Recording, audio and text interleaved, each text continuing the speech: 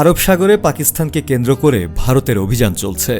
চলমান উত্তেজনার মধ্যে আরব সাগরে পাকিস্তানের একাধিক লক্ষ্যে সামরিক অভিযান চালিয়েছে ভারতীয় নৌবাহিনী।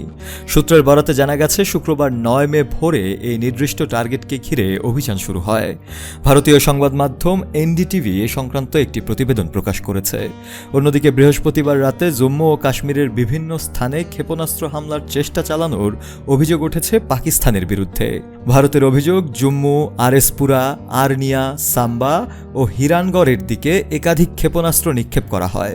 তবে ভারতের আকাশ প্রতিরক্ষা ব্যবস্থা সময়মতো ব্যবস্থা নিয়ে হামলাগুলো প্রতিহত করে। এখন যে কোনো ব্র্যান্ডের পুরাতন এসি বদলে নতুন ওয়ালটন এসিতে উপভোগ করুন 25% ছাড়।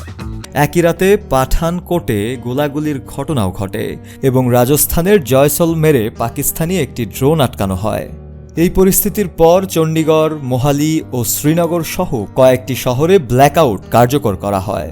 ভারতের প্রতিরক্ষা মন্ত্রণালয় জানিয়েছে, পাকিস্তানের ক্ষেপণাস্ত্র ও ড্রোন হামলার লক্ষ্য ছিল জম্মু, পাশাপাশি পাঠানকোট এবং উধমপুরে অবস্থিত সামরিক ঘাঁটিগুলো। তবে দ্রুত প্রতিক্রিয়ার মাধ্যমে প্রতিরক্ষা ব্যবস্থা সফলভাবে তা মোকাবেলা করেছে এবং কোনো হতাহতের ঘটনা ঘটেনি। অবশ্য ইসলামাবাদ ভারতের এই দাবি প্রত্যাখ্যান করেছে। আল জাজিরাকে দেয়া এক বিবৃতিতে পাকিস্তানের সশস্ত্র বাহিনীর এক কর্মকর্তা বলেন, ভারতীয় সংবাদ মাধ্যমে গুজব ছড়ানো হচ্ছে। তারা বলছে পাকিস্তানের অন্তত 2টি যুদ্ধবিমান ভূপাতিত করেছে। 2 জন পাইলট আটক হয়েছেন।